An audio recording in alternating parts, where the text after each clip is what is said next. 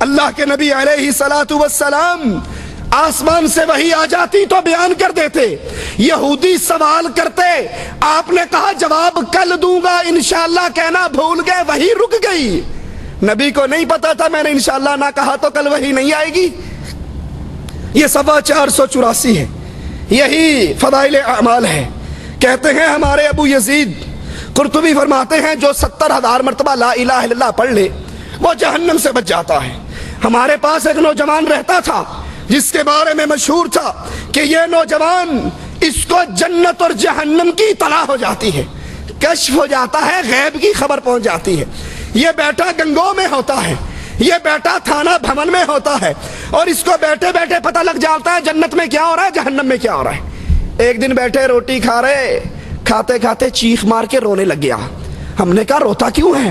کہا چچا ماں میری جہنم میں چل رہی ہے۔ ابو یزید کہتے ہیں میں نے دل ہی دل میں لا الہ الا اللہ 70,000 مرتبہ پڑھا ہوا اس کی ماں کو بلٹی کر دیا، بلٹی چھوٹ بھی گئی، بائی پاس ہو گئی۔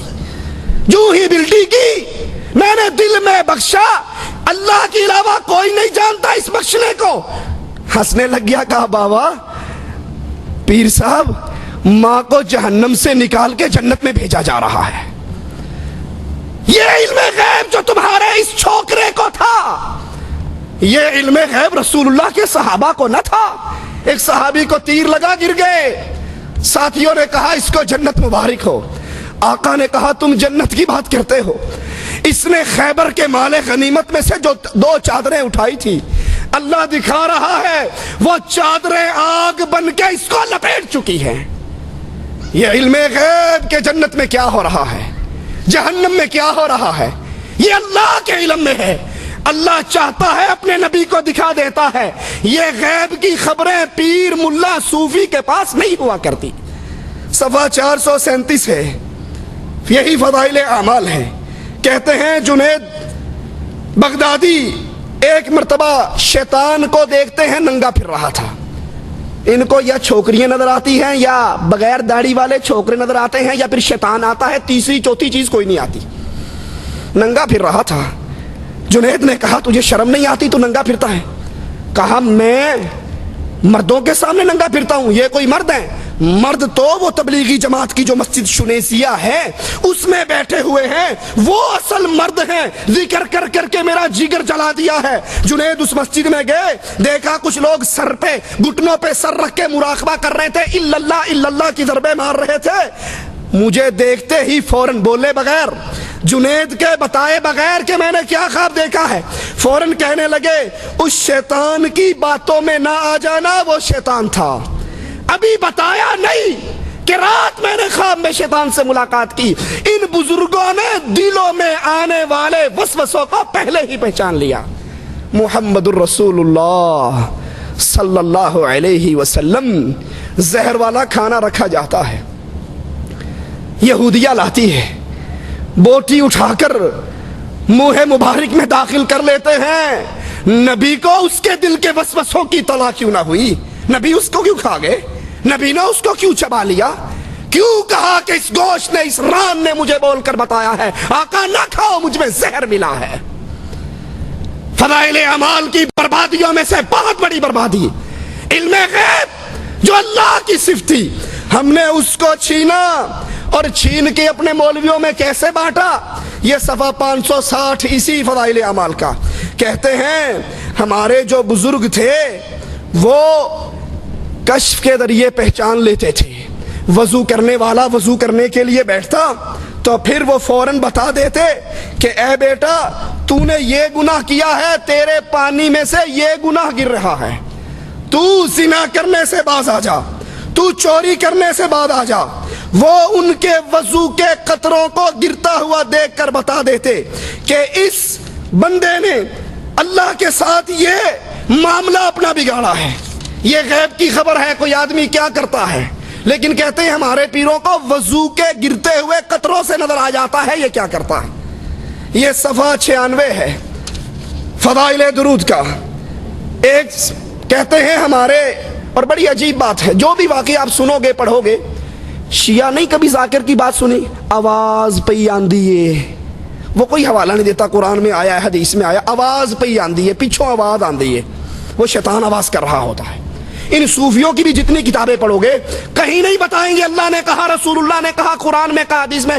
ایک سید صاحب نے بتایا، ایک شاہ صاحب نے ذکر کیا۔ یہاں بھی کہتے ہیں ایک دوست نے مجھے بتایا، ایک خطاط لکھنؤ کا جب وہ صبح آ کر دکان کھولتا تو سب سے پہلے رسول اللہ صلی اللہ علیہ وسلم پر درود شریف پڑھتا اور اس درود کو لکھ لیتا۔ اس کی موت کا وقت آیا تو پریشان ہو گیا، پتہ نہیں اگلے جہان میں کیا ہونے والا ہے۔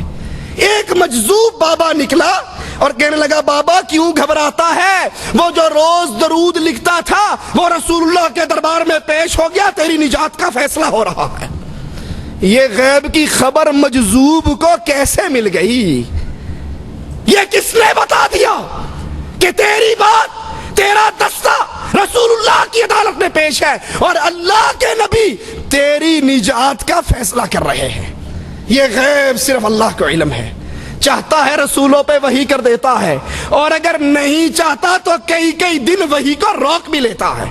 آئیے قرآن کو سنیے، قُلْ لَا يَعْلَمُ مَنْ فِي السَّمَاوَاتِ وَالْأَرْضِ الْغَيْبَ إِلَّا اللَّهُ۔ آسمان میں کیا ہے، کون جنت میں، کون جہنم میں، ان کے ساتھ ماجرا کیا ہو رہا ہے؟ زمین و آسمان کی چھپی ہوئی باتوں کو اللہ کے علاوہ کوئی نہیں جانتا۔ وَمَا يَشْعُرُونَ أَيَّانَ يُبْعَثُونَ۔ تم جن صوفیوں کو عالم الغیب سمجھتے ہو، تم جن پیروں کو عالم الغیب سمجھتے ہو، ان کو تو یہ بھی نہیں پتا کہ مر کے اٹھائے کب جانے ہیں۔ قرآن حکیم، قُلْ لَا أَقُولُ لَكُمْ عِنْدِي خَزَائِنُ اللَّهِ۔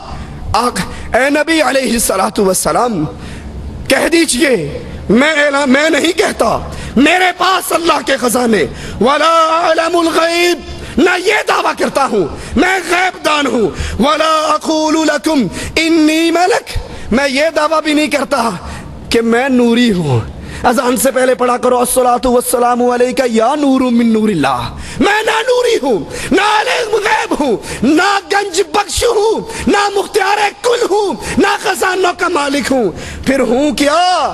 میں تو اللہ کی طرف سے بھیجا ہوا رسول ہوں جو ڈراتا ہوں اور خوشخبریاں دیتا ہوں۔ تیسری بڑی گمراہی اس فضائل اعمال کی وجہ سے کلمہ گو مسلمانوں میں قرآن کو چھوڑ کر اس کتاب کو سینے سے لگانے کی جرم میں جو پھیلی وہ یہ ہے کہ ہمارے اولیاء اللہ، ہمارے بزرگان دین، ان کو اللہ سے ڈائریکٹ ان کی ملاقاتیں ہوتی ہیں، وہ ڈائریکٹ اللہ سے باتیں کرتے ہیں، ان کو ضرورت نہیں ہوتی، ان کو حاجت نہیں ہوتی کہ وہ کسی رسول صلی اللہ علیہ وسلم کی حدیث کو یاد کریں۔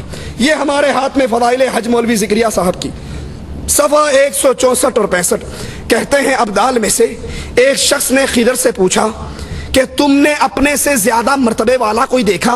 کہا ہاں، میں ایک مرتبہ مدینہ الرسول میں حاضر تھا تو وہاں پر عبد الرزاق محدث رحمت اللہ علیہ حدیثیں بیان کر رہے تھے، میں نے ایک نوجوان کو دیکھا جو کونے میں بیٹھا ہوا، اپنا سر اس نے گھٹنوں میں دیا ہوا اور رسول اللہ کی حدیثیں نہیں سنتا۔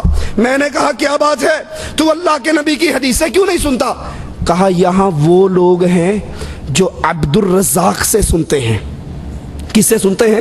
عبد الرزاق، رزاق کے بندے سے، اور میں وہ ہوں جو ڈائریکٹ رزاق سے سنتا ہوں۔ مجھے رسول اللہ کی حدیثوں کی حاجت نہیں، میری اللہ سے ایسی لو لگی ہے، مجھے جب بھی کوئی مسئلہ درپیش ہوتا ہے براہ راست اللہ سے سوال کر لیتا ہوں۔ میں نے کہا اچھا اگر یہی بات ہے تو پھر یہ بتاؤ میں کون ہوں؟ کہا تو، نظر اٹھا کے دیکھا، کہا تو خضر علیہ السلام ہے۔ تو خضر نے کہا میں نے پہچان لیا، واقعی اللہ کے بعض اولیاء ہیں جو درجے میں مجھ سے بھی اوپر ہیں۔ اللہ تو اپنے بندوں تک، اپنی مخلوق تک دین اسلام رحمت پہنچانے کے لیے رسولوں کو واسطہ بناتا ہے، رسولوں کو وسیلہ بناتا ہے۔ اور یہ مولوی ذکریہ صاحب کہتے ہیں ہمارے اولیاء اللہ کو رسولوں کی حاجت نہیں، حدیثوں کی حاجت نہیں۔ یہ لوگ عبد الرزاق سے حدیث سنتے ہیں، تبلیغی جماعت کے مولوی ڈائریکٹ رزاق سے حدیث سنتے ہیں۔ یہ دوسرا حوالہ صفحہ 574 ہے فضائل اعمال کا، کہتے ہیں شبلی میں نے ایک جگہ دیکھا ایک مجنون شخص ہے، لڑکے اس کو پتھر مار رہے ہیں، میں نے لڑکوں کو دھمکایا، روکا، وہ کہنے لگے جناب یہ دعویٰ کرتا ہے کہ میں اللہ سے ملاقات کرتا ہوں، اللہ کو دیکھتا ہوں۔ میں نے اس کے قریب آ کر کہا کہ تو یہ دعویٰ کرتا ہے تیری اللہ سے ڈائریکٹ ملاقاتیں ہوتی ہے دنیا میں رہتے ہوئے، تو اللہ کو دیکھتا ہے، اللہ سے سنتا ہے؟ کہا اچھا سنو، چیخ ماری اور کہا شبلی اس ذات کی قسم جس نے اپنی محبت میں مجھ کو برا حال کر رکھا ہے، اگر موت تھوڑی دیر کے لیے مجھ سے غائب ہو جائے، میں درد فراق میں ٹکڑے ٹکڑے ہو کر مر جاؤں، وہ ہمیشہ میرے سامنے رہتا ہے۔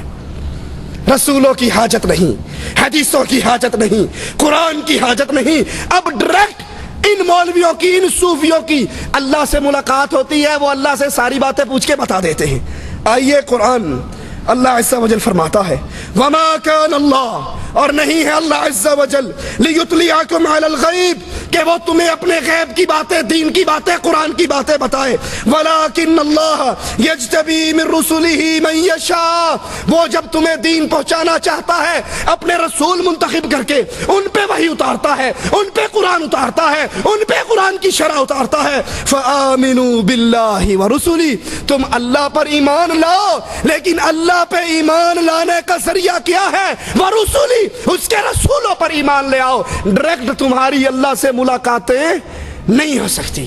موسیٰ علیہ السلام نے کہا تھا اے اللہ عز و جل میں آپ کو دیکھنا چاہتا ہوں، تو اللہ نے جواب میں کہا موسیٰ تو نہیں دیکھ سکتا۔ اور یہاں تبلیغی جماعت کے مولوی کہتے ہیں اگر ایک سیکنڈ کے لیے اللہ مجھ سے اپنے پردے کو ڈال کے الگ ہو جائے، نظر نہ آئے، میں ہلاک ہو جاؤں، میں تو 24 گھنٹے اس کا دیدار کرتا رہتا ہوں۔ آئیے قرآن کی آیت پہ غور کریں، وَمَنْ أَظْلَمُ مِمَّنِ افْتَرَىٰ عَلَى اللَّهِ كَذِبًا، اس سے بڑا ظالم، اس سے بڑا گمراہ کون ہے جو سچے اللہ عز و جل کے خلاف جھوٹ بولتا ہے، اس میں جھوٹ باندھتا ہے۔ حضرت عائشہ نے تو یہاں تک کہا تھا رضی اللہ تعالی عنہ، جب سائل نے پوچھا تھا کہ کیا اللہ کے رسول صلی اللہ علیہ وسلم نے معراج میں اپنے اللہ کو دیکھا، ملاقات ہوئی؟ وہ کہتے ہیں نا کی نہیں کیتا یار نے ایک یار واسطے، رب محفلیں سجائیاں دیدار واسطے، رب کو یہاں نظر نہیں آتا تھا؟ انا للہ و انا الیہ راجعون، اپنے سامنے بٹھا کے دیدار کرنے کے لیے رب نے محفلیں، یہ ظلم کے عقیدے، یہ رسول اللہ کی شان میں غلو۔ تو پھر عائشہ فرماتی ہیں جس نے یہ کہا رسول اللہ نے اللہ کو دیکھا، اس نے اللہ کے رسول پہ جھوٹ باندھا۔ نبی تو دنیا کے اندر دنیاوی آنکھ سے اس زندگی سے اپنے رب کو نہ دیکھ سکیں، لیکن فضائل اعمال کہتا ہے کہ نہیں، یہ اولیاء سے ایک سیکنڈ کے لیے بھی پردہ نہیں پڑتا۔ ایک بہت بڑی گمراہی اس معاشرے میں پھیلی جس کا سبب یہی فضائل اعمال بنی۔ وہ کیا؟ ہمارے اولیاء اللہ مرتے نہیں ہیں، یہ تو صرف ایک مکان سے دوسرے مکان میں انتقال کرتے ہیں، یہ تو صرف مکان بدلتے ہیں، اب اس جگہ پہ رہ رہے ہیں، پھر اس جگہ کو چھوڑ کر دوسری جگہ پہ چلے جاتے ہیں، ان پر موت نہیں آتی۔ یہ ہمارے ہاتھ میں فضائل صدقات ہے، صفحہ اس کا 660 ہے۔ کہتے ہیں شیخ ابو یعقوب نے کہا میرے پاس مرید آیا، کہنے لگا میں کل کو ظہر کے وقت مر جاؤں گا۔ میں نے کہا کوئی بات نہیں، آنا مر جانا۔ وہ آیا، 2 رکعتیں پڑھی، لیٹ کے مر گیا۔ میں نے اس کو غسل دیا، میں نے اس کو کفن دیا، یاد کرنا الفاظ کو، میں نے غسل دیا، کپڑے پھاڑے، استنجا کروایا، طہارت کروائی، غسل دیا، لباس میں لپیٹا، کفن میں لپیٹا، کندھوں پہ اٹھایا، چپ کر کے پیارے آ۔ لیکن جب قبر میں رکھا اس نے آنکھیں کھول دی۔ میں نے کہا سردار مرنے کے بعد بھی زندگی ہے؟ اب بھلے آدمی میں تو زندہ ہوں، اللہ کا ہر عاشق زندہ رہتا ہے، ہم تو ایک مکان سے دوسرے میں انتقال کرتے ہیں، ہم مرا نہیں کرتے، ہمیں موت نہیں آیا کرتی۔ ایک اور بزرگ کہتے ہیں ایک مرید آیا، میں نے جب غسل دیا اس نے انگوٹھا پکڑ لیا، اس نے نہلانا شروع کیا، اس نے انگوٹھا پکڑ لیا، گدگدی کر دی ہوگی یا چوٹی کاٹ لی ہوگی۔ میں نے کہا بابا میرا انگوٹھا چھوڑ دو، مجھے پتا نہیں، مجھے پتا ہے تم مرے نہیں، ڈرامہ کر رہے ہو، تم مرے۔ محمد سعید شیخ پوری رحمت اللہ علیہ کہتے تھے اللہ ان کی قبر کو جنت کا باغ بنائے، اگر یہ تمہارے مردے مرتے نہیں ہیں، ان کے جنازے میں اللہم اغفر لے حینا واہ حینا، مرا تو ہے نہیں، مرے ہوئے کہو گے تو وہابی ہو جاؤ گے۔